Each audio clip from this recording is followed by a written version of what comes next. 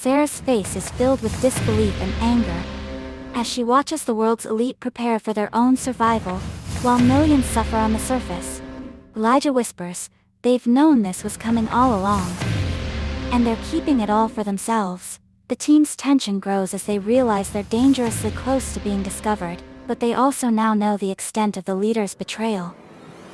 In the dimly lit depths of an underground bunker, the most powerful leaders of the world gathered around a sleek glass table. Holographic displays hovered above them, projecting images of a world in ruins. Rivers dried up, famine-stricken cities, and soldiers patrolling the broken streets. Their faces were hard, emotionless, as they discussed the next phase of their cold, calculated plan. As Sarah and her team slipped through the shadows, adrenaline surging, the weight of what they had overheard pressed heavily on their minds. The world's leaders, once trusted, Sarah's thoughts raced. Sarah had gone from a grief-stricken survivor to a reluctant leader, her heart torn between the crushing weight of responsibility and the faith that had begun to flicker back into her soul. The small underground community she now led consisted of believers, men, women, and children, who had refused to take the mark of the beast. They lived in constant fear of discovery, hiding in abandoned tunnels beneath the ruined city, moving only at night to scavenge for food. Each day was a battle for survival. The cities were no longer governed by familiar laws. Instead, the Antichrist's forces patrolled the streets, with soldiers and robotic enforcers hunting down anyone without the mark. Every trip to the surface was fraught with danger. Food was scarce, marketplaces were barren, and digital systems controlled everything, making even the simplest transaction impossible for those who refused the mark. Hunger gnawed at Sarah and her community, their bodies growing weaker, while diseases spread rapidly in their damp underground shelter. Yet, it was the internal battles that threatened to break her the most. The weight of protecting everyone was suffocating. Sarah had never asked to be a leader, but one by one, people turned to her, trusting her judgment, following her in their desperate attempts to survive. And then came the betrayals. One evening, a trusted member of their group, Jacob, disappeared. Sarah's heart sank, knowing the dangers outside, but her fears were confirmed the next day, when a patrol of soldiers entered the tunnels, as if they knew exactly where to look. In the panic, many were caught. The others barely escaped into the forest, scattering into the shadows. That night, as the survivors were grouped in a new hideout, it became clear. Jacob had traded their location for safety, a betrayal that cost many their lives. Sarah was devastated. She had believed in him, and now their family was broken. How could they trust anyone after this? The group's hope seemed to crumble like the ruined city around them. But just when Sarah felt she could no longer carry the burden, they met someone unexpected. A man named Elijah. Elijah appeared out of nowhere, stumbling upon their group while they were scavenging for food in the night. His knowledge of the city's underground passages and his deep faith gave them hope. At first, Sarah was cautious, unsure of his intentions, but soon he became invaluable to the group, guiding them through the most dangerous parts of the city, and leading them to untouched food supplies. His strength seemed supernatural, and Sarah couldn't help but wonder if God had sent him to them for such a time as this. But as their situation worsened, supernatural forces began to stir. During one of their night journeys, strange, dark figures appeared on the streets, lurking in the shadows. These were not ordinary soldiers or even robots. They moved with an eerie speed, hunting without mercy, sensing the fear of those hiding from the Antichrist's mark. Elijah warned them that these were no mere men. They were spiritual forces, agents of darkness sent to wipe out any remaining faith. The group prayed more fervently than ever before, clinging to whatever faith remained.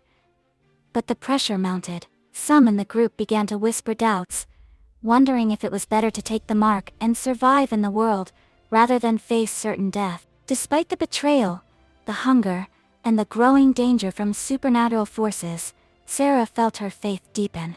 Every day was a test, every moment a choice. She rallied the group, reminding them that their struggle was not just for survival, but for their souls. It was her hardest task, convincing people to keep the faith when everything around them screamed hopelessness. As their numbers dwindled and the threats grew stronger, Sarah knew they couldn't survive alone much longer. They had to find a way to fight back, to resist the powers closing in on them.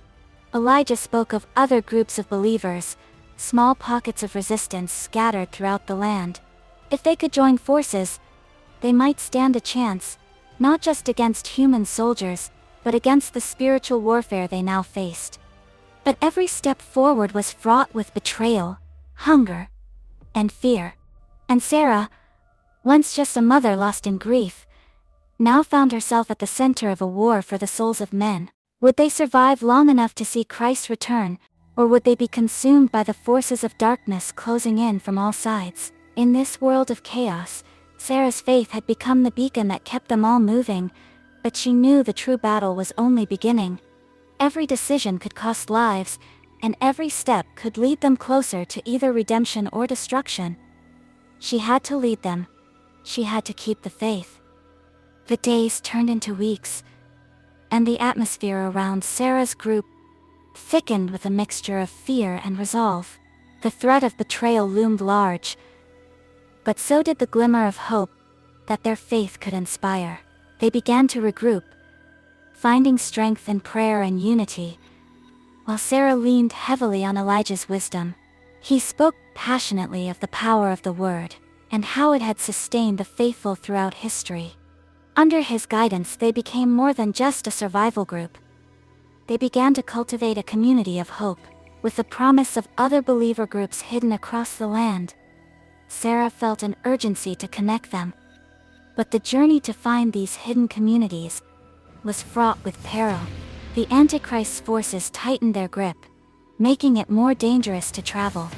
Each expedition into the ruins of the city brought new horrors, dark creatures that slinked through the shadows, eyeing them hungrily, and soldiers who had turned merciless, searching for any sign of resistance. It was becoming clear that the true battle was both physical and spiritual. In their makeshift sanctuary, Sarah held nightly meetings, urging her community to remain steadfast. The air crackled with emotion as she reminded them of the scripture that had once brought her solace: "I can do all things through Christ, who strengthens me." As she spoke, she could see the flickers of determination in their eyes, as if they were slowly shedding their despair and embracing a fighting spirit.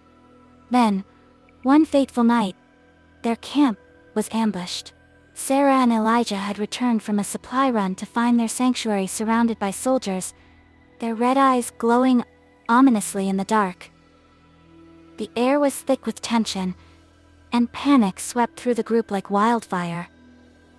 In the chaos, Sarah felt the crushing weight of responsibility more than ever. She quickly called for everyone to hide, but as she did, she caught sight of a familiar face among the soldiers. It was Jacob.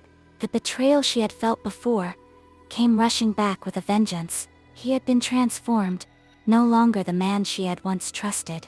He wore the mark of the beast openly, and the malevolent smirk on his face sent a chill down her spine. He had sold his soul for power and safety, and now he stood on the other side of the line, actively hunting those he once called friends. In that moment, the lines between good and evil blurred. Sarah's heart raced as she faced the man she had once trusted. The soldiers began to search for the remaining members of her community, and she knew they had to act quickly. Summoning every ounce of courage, she stepped out of hiding, standing tall before Jacob. "Jacob," she called, her voice steady, though her heart pounded in her chest. "What have you done? This isn't you." He turned, his expression a twisted blend of arrogance and pity. "You still don't get it, do you, Sarah? This is survival. Join us, and you can save them." His words dripped with a sinister allure, attempting to prey on her desperation. "No, I won't betray my faith," Sarah declared, her voice rising above the chaos. I won't let fear dictate my choices. You may have taken the mark, but you can't take my soul. The tension escalated as their eyes locked, and Sarah felt a surge of righteous anger. She was no longer just fighting for her survival. She was fighting for the souls of those she loved. Behind her, she sensed Elijah and the others stirring, waiting for her cue. The moment hung heavy in the air, and then Sarah made her move. She turned to her community, rallying them with a fervor that surprised even her. This is our moment. We fight not just against flesh and blood, but against the spiritual forces of darkness. We stand united. With renewed strength, they fought back against the soldiers, not with weapons of violence, but with fervent prayer and unwavering faith. Elijah led the charge, speaking words of power and authority, casting out fear and doubt. Sarah joined him, her heart alight with purpose, as she called upon God's protection over her people. In the midst of the chaos, strange creatures emerged from the shadows, responding to the spiritual battle. These beasts, drawn to the turmoil, lunged at both soldiers and believers alike, creating further havoc. Whoa.